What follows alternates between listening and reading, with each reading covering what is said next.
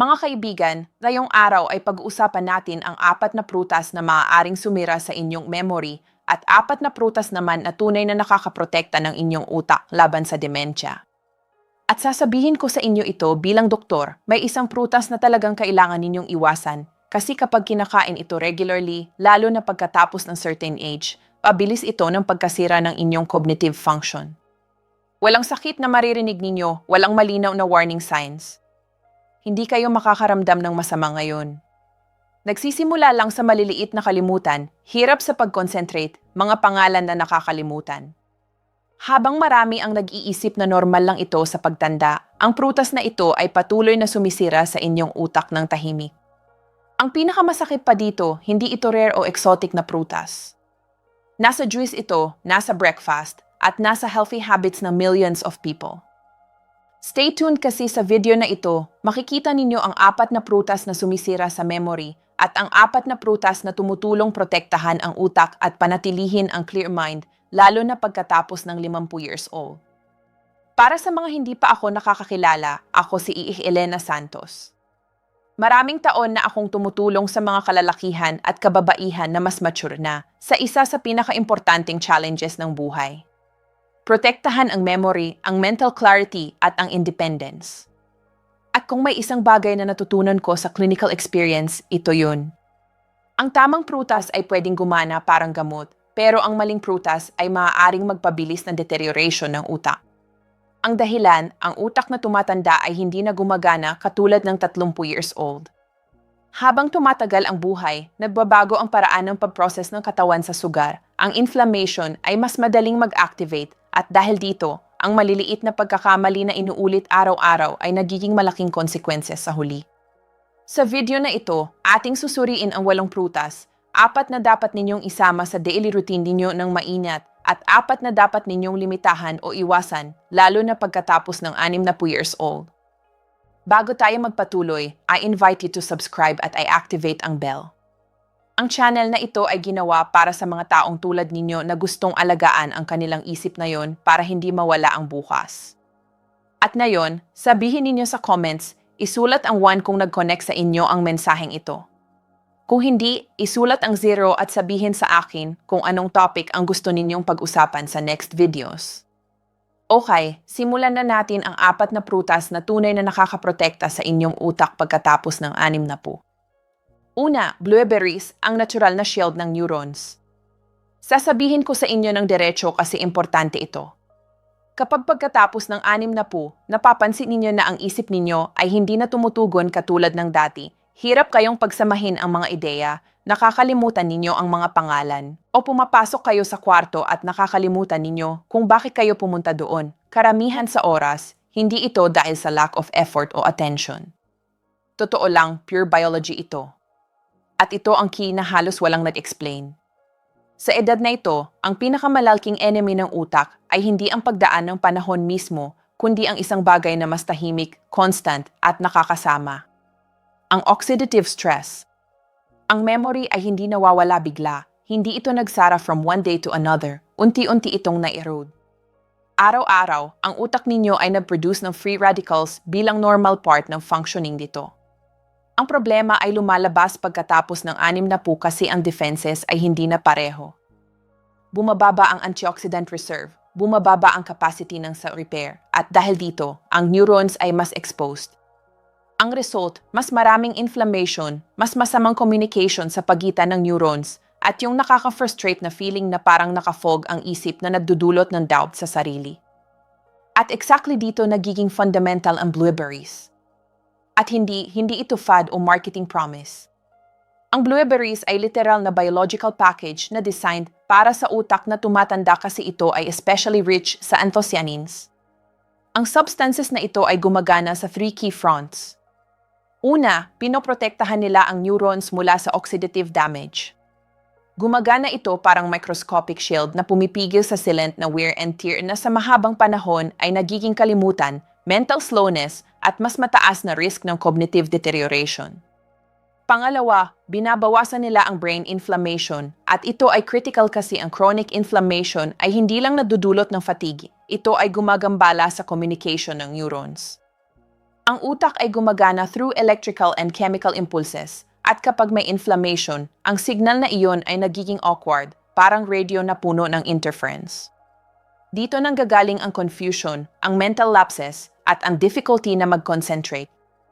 At pangatlo, at ito ang pinaka-interesting, pinapabuti nila ang synapses, ibig sabihin, ang paraan ng communication ng neurons sa isa't isa.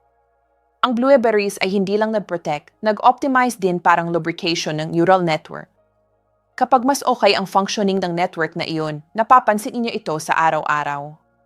Mas mabilis kayong makaka-remember, mas madali ninyong makikita ang words na hinahanap ninyo, mas clear ang decisions ninyo, at mas present kayo. Naalala ko ang isang patient, tawagin natin siyang Luis, 68 years old. Hindi siya dumating dahil sa physical pain, dumating siya dahil sa takot. Takot na mawala ang pagkasya mismo. Sabi niya, Dosi, hindi ako tanga, pero parang ang isip ko ay unti-unting lumalabo. Kapag narinig mo ang ganyan, maintindihan mo ang emotional urgency kasi ang pagkawala ng memory ay hindi nakakakakot dahil sa nakakalimutan, kundi dahil sa simbolismo nito, mawawala ang autonomy. Sinuri namin ang sleep, physical activity, medication, sugar consumption, at may nagiging clear. Ang diet niya ay walang real antioxidant protection. Hiniling ko sa kanya ng isang pagbabago lang. 1. Half cup ng blueberries per day, 5 days per week. Walang miracle smoothies, walang unusual recipes, consistency lang. 3 weeks later, bumalik siya na iba, mas firm ang tingin, mas confident ang boses, at sinabi niya sa akin ang isang bagay na hindi ko malilimutan. Dosi, pakiramdam ko bumalik na yung hininga ng ulo ko. Hindi ito magic, ito ay physiology. Ngayon, ang paraan ng pagkain ay importante, at dito nagkakamali ang marami, kasi ang blueberries ay pwedeng maging medicine o pwedeng maging simple dessert lang. Ang rule ay clear. Half cup per day, mga 70 to 80 grams, fresh or frozen, walang added sugar, at preferably kasama ng protein o healthy fats, gaya ng natural yogurt, kefir, kaunting fresh cheese, o pagkatapos ng meal. Dahil dito, ang sugar ng prutas ay mas mabagal ang absorption at maiiwasan ang glucose spikes. Ang dapat iwasan ay ang commercial juices, ang light jams, at ang smoothies na puno ng honey, banana, at oatmeal kasi iyan ay hindi na brain protection, glucose bomb na iyan. Isipin ninyo ito. Kung ang isang maliit na prutas ay pwedeng gumana bilang shield, magpababa ng inflammation, at magpabuti ng brain communication, ang tanong ay hindi kung dapat ninyo itong kainin. Ang tunay na tanong ay, gaano katagal na ninyong iniwan ang memory ninyo na walang protection? At stay tuned, kasi ang susunod ay mas powerful pa. Ang prutas na hindi lang nag-protect ng utak, kundi tumutulong din mag-stabilize ng sugar. At kapag nag-stabilize ang sugar, ang utak ay tumitigil na sa pag-roller coaster. Pangalawa, mansanas, ang silent regulator ng utak. Sasabihin ko sa inyo ang isang bagay na mukhang simple, pero pagkatapos ng 60, nagiging crucial ito. Ang utak na tumatanda ay hindi sumasama dahil sa lack of stimulation, kundi dahil sa sobrang internal imbalances. Imbalances sa sugar, imbalances sa inflammation, imbalances sa energy ng cells. At dito papasok ang isang prutas na maraming nag-underestimate dahil lang sobrang common nito.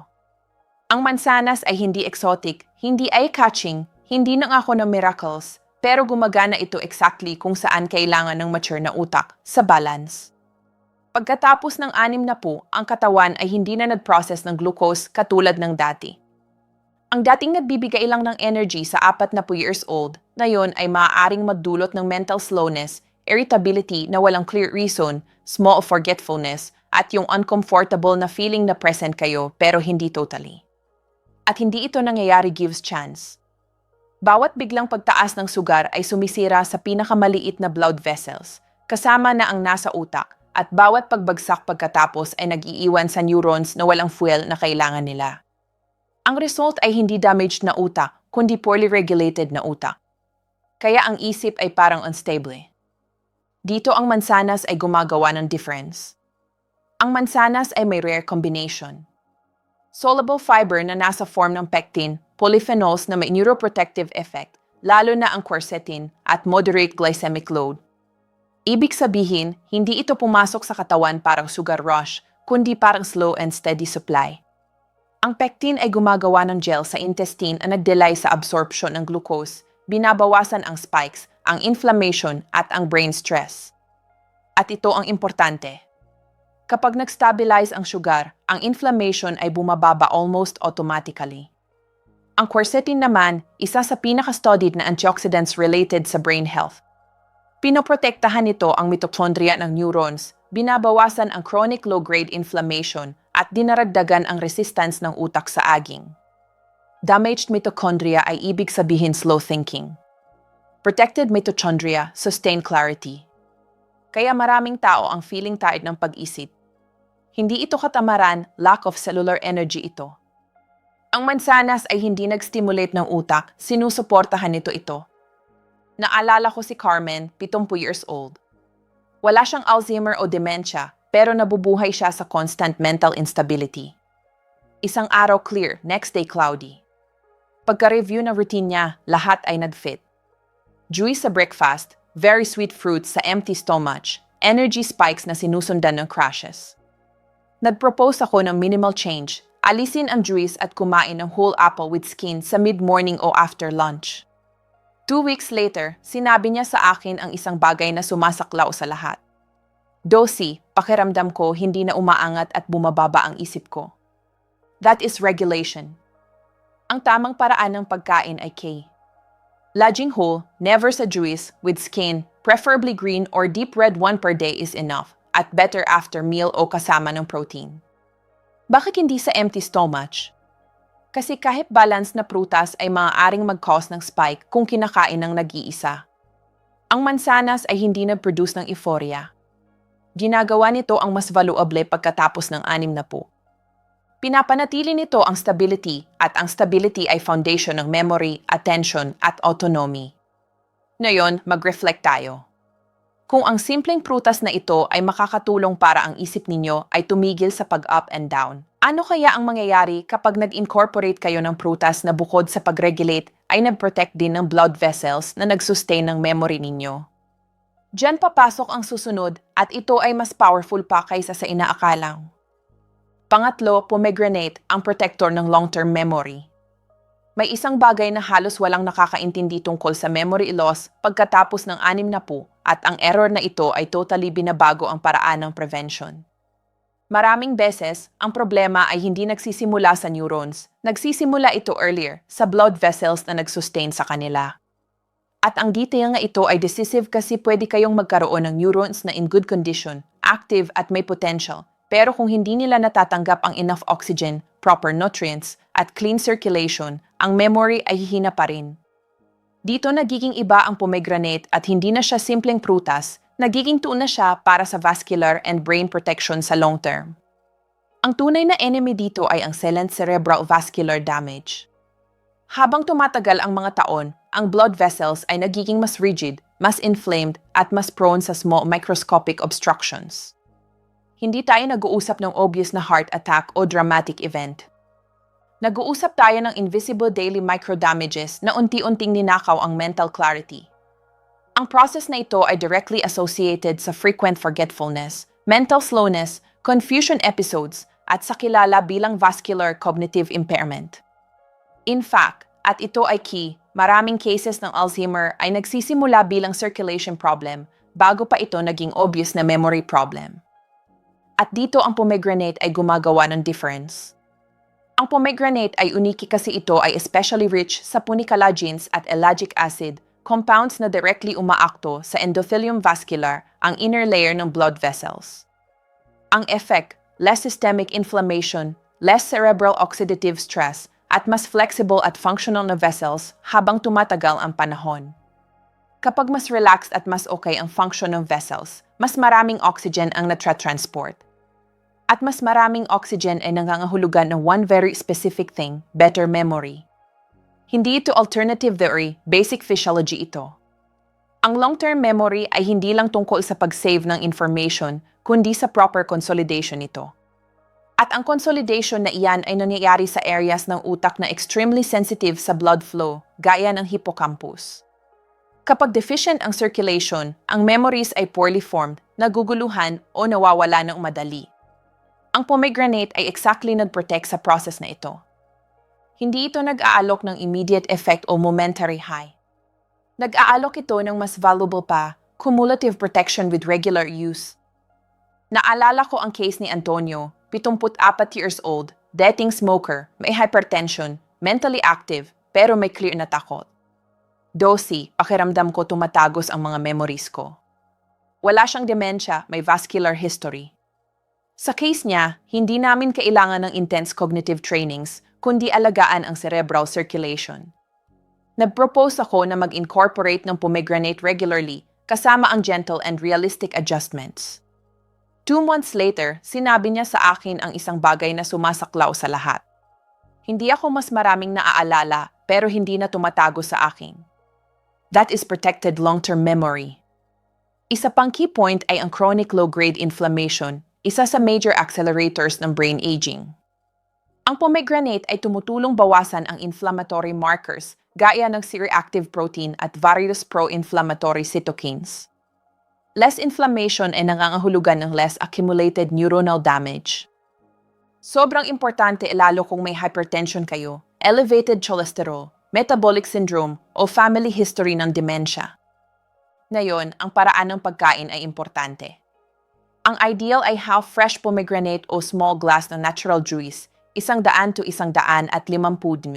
Walang added sugar, never sa large amounts, never mixed with syrups o sugars, at hindi everyday non-stop. Ang recommendation ko ay clear, 2 or 3 times per week is enough.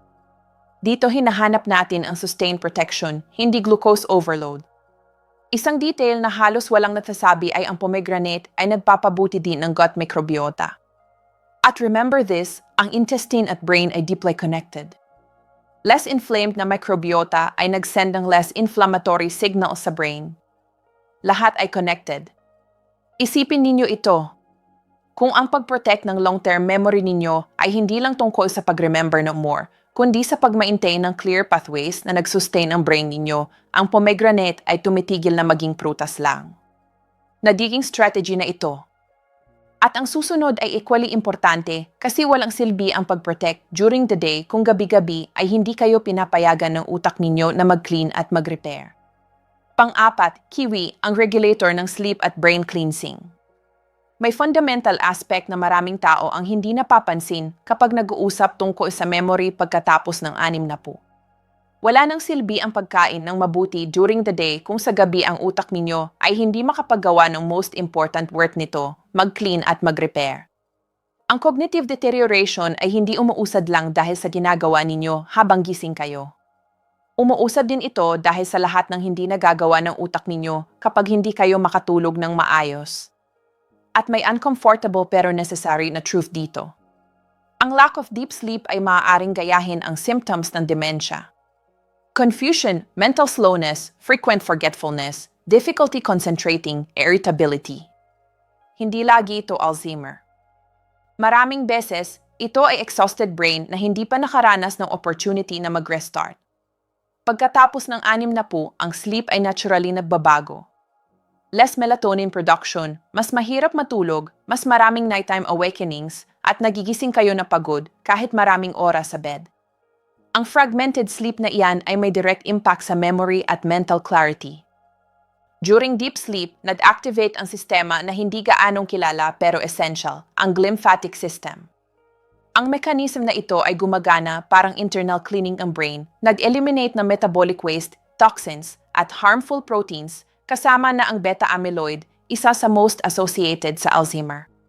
Kapag hindi kayo makatulog ng maayos, ang system na ito ay poorly functioning. Ang toxins ay nag-accumulate at sa long run lumalabas ang brain fog, forgetfulness, at accelerated brain aging.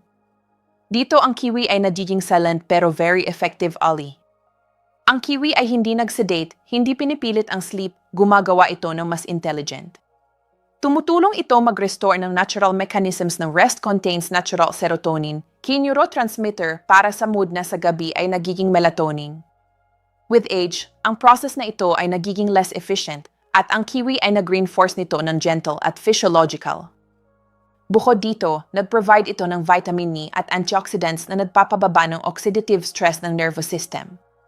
less inflamed na nervous system ay mas madaling pumasok sa deep phases ng sleep. Contains din potassium at magnesium, minerals na nag-relax ng neuromuscular system at binabawasan ang common nighttime hyperactivation na tired pero naka-accelerate ang mind.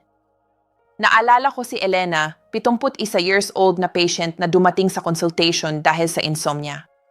Poorly sleeping siya for months, pero ang pinaka-concern niya ay hindi ang fatigue, kundi ang confusion during the day. Nakakalimutan niya ng simple things, hirap siyang maghanap ng words, feeling niya hindi tumutugon ang isip niya, natatakot siyang nade-develop ng dementia. In-explain ko sa kanya ang essential. Ang brain na deprived ng sleep ay hindi makapag-think ng maayos, hindi makapag-remember ng maayos, at hindi makapag-defend ng maayos. Before talking about diagnosis, kailangan ibalik sa brain ang nocturnal rest nito. Gumawa kami ng minimal change, 2 kiwis, 1 hour before sleeping, walang screens, walang sugar, walang other stimuli, nothing else. Within days, nagsimula siyang makatulog ng mas madali. At 2 weeks, mas continuous na ang tulog niya at ang most important, ang mind niya during the day ay mas clear, hindi dahil ginamot ng kiwi ang memory niya, kundi dahil pinahintulutan nito ang brain niya na gawin ang palaging alam nitong gawin. Mag-clean at mag-repair habang natutulog. Ang paraan ng pagkain ay importante. 1 or 2 medium kiwis, approximately 1 hour before sleeping, without combining with other sugars o heavy desserts. Dapat gawing small nighttime ritual, clear signal sa body ninyo na time to lower the pace. Kung may sleep medication kayo, ang kiwi ay hindi substitute nito, pero sa many cases ay makakatulong itong mabawasan ang dependence over time, always under medical supervision. At kung walang iniinom, makakatulong ito sa inyo na mag-maintain ng more stable sleep, walang side effects. Ang kiwi ay hindi nag-work during the day, nag-work ito habang nagpapahinga kayo, at yan ang gumagawa nitong one of the most valuable fruits pagkatapos ng 60. Kasi ang memory ay hindi lang protected sa kinakain ninyo, kundi sa pinapahintulutan ninyong gawin ng brain ninyo habang natutulog. Kung years na ninyo kinuha ang night sa body ninyo, ito ay maaaring isa sa first steps para ibalik sa kanila. Kasi kapag nag-order ang sleep, ang mind ay lumalabs. At kapag lumalabs ang mind, ang fear ay nagsisimulang mag-dissipate. Ngayon, katulad ng may prutas na tumutulong, may iba na tahimik na nagsabotage. At dito maraming tao ang nagkakamali. Dito sobrang daming tao, kahit may good intentions, na usually nagfa-fail. For years, inulit-ulit sa atin ang idea na sobrang simple. Fruit is healthy. Walang nuances, walang context. Pero pagkatapos ng 60, ang body ay hindi na gumagana with basic rules dahil nagbabago ang physiology, dahil nag-modify ang paraan ng sugar processing, at dahil ang brain ay nagiging much more sensitive sa excesses na before ay unnoticed lang. At careful, hindi tayo na-demonize ng fruit, nag-understand tayo na sa stage of life na ito, hindi lahat ng prutas ay equally behaving inside the body. In fact, some fruits, kapag kinakain in excess o outside context, ay maaaring maging silent factor ng inflammation, sugar imbalance, at progressive cognitive deterioration. At ang most dangerous, hindi ninyo napapansin sa moment, hindi sumasakip, walang warning. Nag-accumulate lang araw-araw hanggang isang araw sabihin inyo, bakit ganito ka-cloudy ako? Simulan natin sa first. Sobrang hinog na saging ang sugar trigger na nakadisgis. Ang very ripe banana ay may good texture, pleasant sa taste, sweet, at may reputation na nagbibigay ng energy. Pero pagkatapos ng 60, ang energy ay maaaring maging expensive. Uyle. Kasi habang tumatanda ang saging, ang starches nito ay halos completely nagiging simple sugars at dahil dito mabilis silang pumasok sa blood, nag-generate ng significant glucose spikes. At dito ang chain na hindi nakikita ng marami.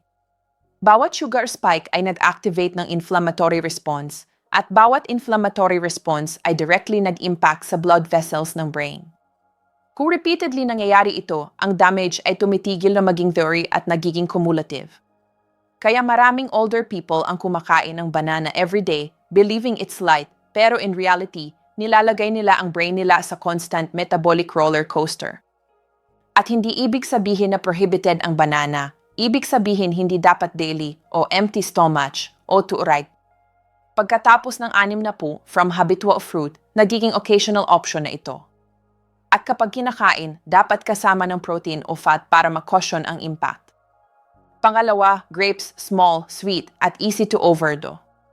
Ang grapes ay mukhang innocent exactly dahil sa something. Napakaliit nila at dyan ang problem kasi napaka-easy silang kainin na napaka-easy mag-overdo without realizing. One handful ay nagiging two at yan ay equivalent na ng sugar rush na hindi na ma-handle ng maayos ng aging brain. Bukod dito, ang current grapes ay selected na para maging increasingly sweet. Ano ang ibig sabihin? Less relative fiber at greater impact sa glucose. Sa older people, ang pattern na ito ay associated with more inflammation, greater mental fatigue, at worse cognitive clarity, lalo na kung may insulin resistance na. Kung kina-consume, dapat very small amounts, occasional at key, never as isolated snack. Hindi ito prutas na dapat kainin absent-mindedly. Pangatlo, mangga, sobrang daming sugar para sa sensitive na utak. Ang mango ay isa sa may highest concentration ng natural sugar at ang intense flavor na yan ay actually warning sign pagkatapos ng 60 sa maraming tao gumagana ito more like dessert kaysa functional food. Nag-produce ng rapid glucose spikes at maaaring mag-cause ng drowsiness, confusion o yung feeling ng mental heaviness shortly after eating. Nakita ko maraming patients na kumakain ng mango convinced na nag-take care sila ng sarili nila pero in reality na-reinforce nila ang same mechanism na sumisira sa brain sa type 2 diabetes at sugar-associated cognitive deterioration. At may important truth dito. Ang brain ay hindi na-distinguish between natural sugar at concentrated sugar kung mataas ang metabolic impact. Kaya ang mango ay hindi for habitual consumption. Kung kinakain, dapat small portions, sporadic, at never alone. Pang-apat, fruit juices, ang biggest deception pagkatapos ng 60. Kung may isang bagay na nire-recommend kong almost completely reduce pagkatapos ng 60, ito ay fruit juices, kahit homemade pa, kahit sabi walang sugar, kasi pag-squeeze ng fruit na eliminate ang fiber at nag-concentrate ang sugar. Ang natitira ay literally liquid glucose entering direct sa bloodstream. Consequence, intense sugar spikes, generalized inflammation, at enormous stress sa brain. Maraming older adults ang nag-juice sa morning thinking healthy way ng pag-start ng day, pero in reality nag-prepare sila ng groundwork para sa mental fatigue, poor concentration, at imbalances na tumatagal ng hours. Ang juice ay hindi fruit, sugar without breaks yan. At para sa aging brain, especially damaging yan. Pagkatapos ng 60, ang problem ay hindi ang fruit mismo. Ang problem ay ang quantity, frequency, at context. Maling napili, maling na-combine, o maling distributed na prutas ay pwedeng mag-sabotage ng lahat ng efforts ninyo para alagaan ang memory. Ang good news ay hindi ninyo kailangang alisin lahat, kailangan lang ninyo maging more strategic. Kung na-help pa yan ang message na ito, subscribe sa channel at activate ang bell. Ako si Elena Santos. Start with one conscious choice. Ang brain ninyo ay naglisten at kapag ginagawa ninyo ng tama, laging tumutugon.